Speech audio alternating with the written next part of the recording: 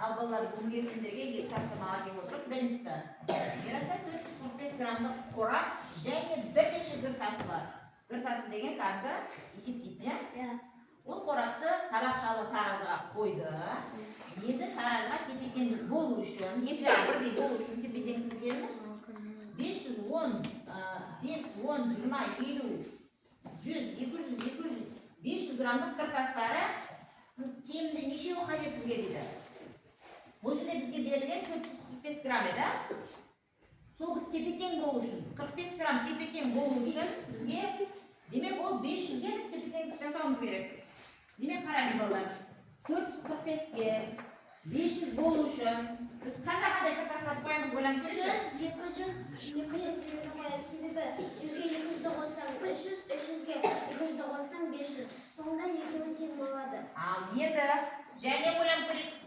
Осы 445-тің өзін 500-ге жеткізетін болса ақшая балалар.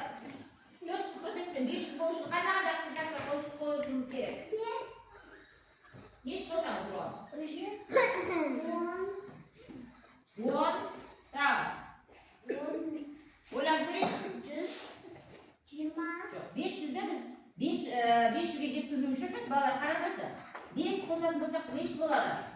Қосымыз қанша болады? 450. Енді 500 болу үшін және қандай гіртас қосақ болады екен? 450-ге нешті қосымсы болады?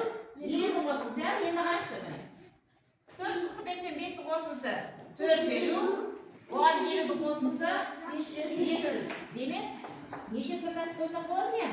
5 және 50 деген екі гіртасты қояды. Екі жағында тепе-тең 500 деген гіртасқа айналады екен. Ал енді екінші тапсырмаға өтейік балалар. Көрейікші берілген. 987 қосындысы 789 және азайту 654 және азайту 456. Жалпы мына санды бізге бірнеше нұсқалар берілген 660, 636, 656 және 666. Бұл тапсырманы оңаймен қалай есептесек болады екен балалар? Қосып одан азайтып отқанша қандай ыңғайлы тәсіл бар деп ойлап көрейікші. Қандай ыңғайлы тәсіл бар? Білеміз ба? Енді қалай есептесеңдер болатын еді? Білмей жатырмыз ба? Мен 90-ға 70-ті қосып, 87-ге 89-ды қосатын едім. Енді балдар бері қарай болды. Сендерге соның ыңғайлы тәсіл беремін. Мына 987-мен қараймыз балдар. 654-тің айырмасын алатын болса, бері қарақшы балдар. 74-тің айырмасы неш? 3. 8-бен 5-тің айырмасы 3. Және 9-бен 6-ның айырмасы 3. Енді қайсы стандартты пайдаландық мына екеуін, енді қайсы қалыпты бізде? 719-бен 656-ның айырмасы.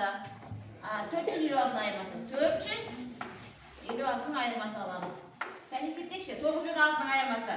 Ал айтсақ 3, 7-бен 5-ті 3, 7-бен 4-дің айырмасы 3. Қарақшы балалар, демек бізге 333 және 333. Енді мұны бізге қосу амалы бар ғой. Демек біз 333 қосымысы қанша болды? 666. Демек бізге бұның жауабы нұсқасы 666. Ыңғайлы тәсіл ме екен бізге балалар? Иә. Демек мынаны қосып одан азайтып жүргенше екі таңбалы азайтамыз және қосылатын болсақ 666 деген ыңғайлы тәсілмен шығаруға болады екен.